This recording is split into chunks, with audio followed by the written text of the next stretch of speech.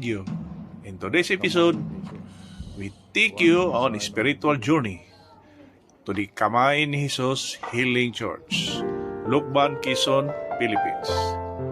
Join us as we explore this beautiful and significant pilgrimage site known for its stunning hilltop sanctuary featuring a majestic life-size statue of the risen Christ.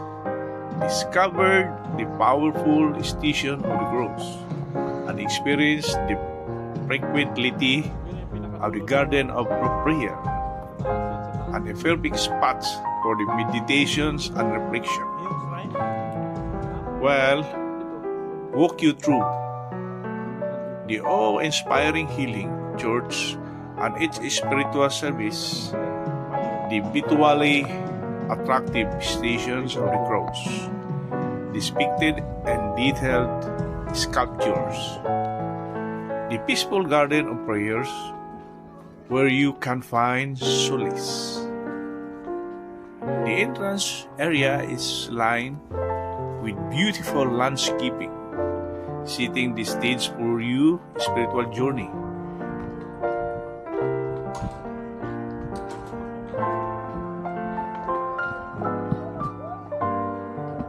This church is renowned for its focus of spiritual healing and regularly hosts healing masses and prayer services. The architecture is both modern and traditional, designed to create a calming environment inside. We'll notice the simplicity and beauty of altars, which is central to the church activities. During Masses, the church fills with the sounds of hymn and prayers, providing a deeply moving experience for attendees.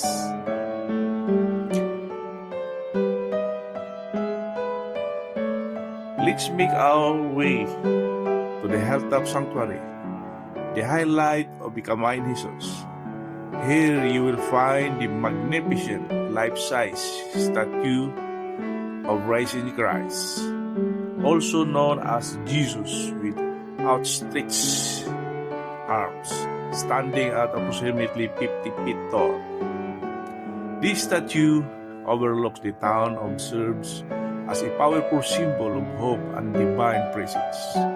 The view from the hilltop is breathtaking, offering panoramic vistas of the lush green landscape of Quezon. For the Station of the Cross, as you explore the ground, you will come across the Station of the Cross, which are beautifully set along landscape pathway. Each station is presented by these life-size sculptures that depict the events of the Christ crucifixion. Walking on this path allows you to reflect on the Passion Christ, making it deeply spiritual experience. The path is well maintained and provides a peaceful environment for meditation. Overview of the path. The Station of the Cross are strategically set along the beautifully landscape trail that meanders through the church ground. This path is designed to guide a visitor through a series of 14 stations, each depicting a key moment of the Passion of Christ. The walk itself is as much as a spiritual journey as it is a physical one, and providing a serene environment of contemplation.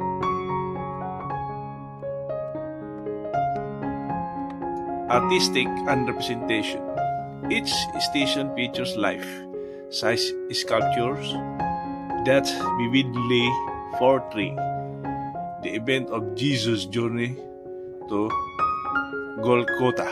These detailed sculptures are crafted with a high level of artistry and emotion, capturing the intensity and significance of each event as you move from one station to the next.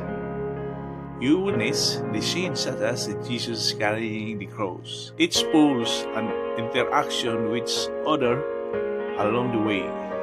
Spiritual reflection. The walk through the station of the cross is designed to encourage personal reflection and prayer.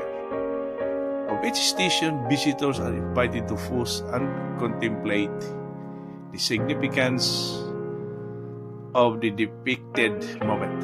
At this time, meditate on the themes of suffering, sacrifice, and redemption.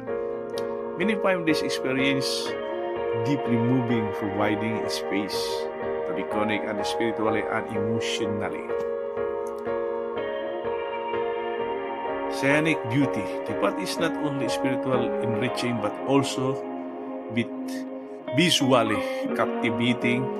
The thrills of surrounding by lush greenery with well-maintained gardens and Zen landscape that enhance the reflective atmosphere. The combination of the natural beauty with the religious art creates a tranquil and inspiring city. Family experience. Walking the station of the cross with the family can be deeply meaningful experience. It's provide an opportunity for shared reflections and discussions about the significance of each station. The paths encourage quiet contemplation, making it a perfect setting for families to connect spiritually and create lasting memories together. Finally, reflection as you complete this journey. Take a moment to reflect on the entire experience. The Station of the Cross of Kamay ni Jesus Healing Church and offer a powerful reminder of the sacrifice and love at the heart of Christian faith. It is an opportunity to carry the sense of reflection and renewal gained from the walk into your everyday life.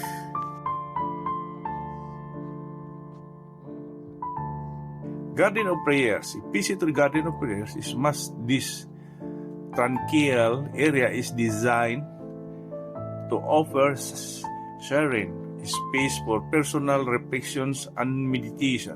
Finally, through Kamay ni Jesus Healing Church is a place where spirituality and natural beauty converge, offering the visitor a profound experience of faith, reflections, and community whenever you are here for healing, prayers, or simply to enjoy the scenes of surroundings.